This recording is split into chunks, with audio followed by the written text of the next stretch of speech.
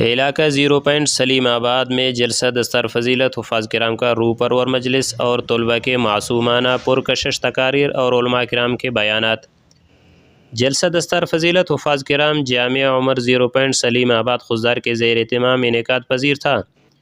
اس موقع پر حفظ قرآن کریم کی سعادت حاصل کرنے والے حفاظ کرام کی دستار بندی کی گئی، جس سے جمعیت علماء اسلام پاکستان کے مرکزی رہنما مولانا قمر الدین، شیخ الحدیث مولانا فیض محمد سمانی، مولانا عبید اللہ محمدی، مفتی عبدالقادر شاوانی، مولانا عبدالرزاق محمدی و دیگر نے خطاب کیا، جبکہ مولانا عبدالباقی محمدی و قاری عبدالصمد نے قرآن مجید کی تلاوت سے مجلس کو معطر کر دیا۔ بزم مفتی محمود کے ہونہاروں نے کثیر تعداد میں انتہائی سنجیدگی، متانت اور خوش الحانی سے اپنی صلاحیتوں کے جوہر بکھیر دیے۔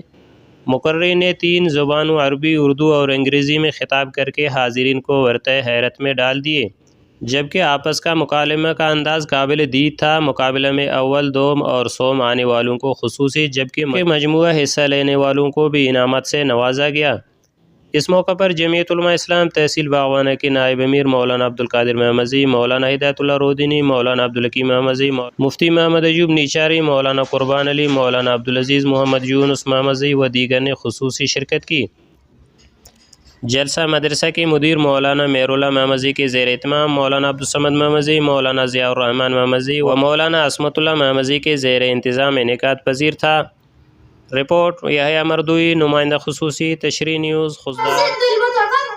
زد المتكبر والمتواضع أي لسان محمود أي لسان الشاكر محمود العابد أفضل أم العالم العالم أفضل من العابد أيحب الله العلم نعم لأن الله أيضا عليم ما فائدة الشكر به تزداد النعمة بأي شيء يتنور القلب بذكر الله السلام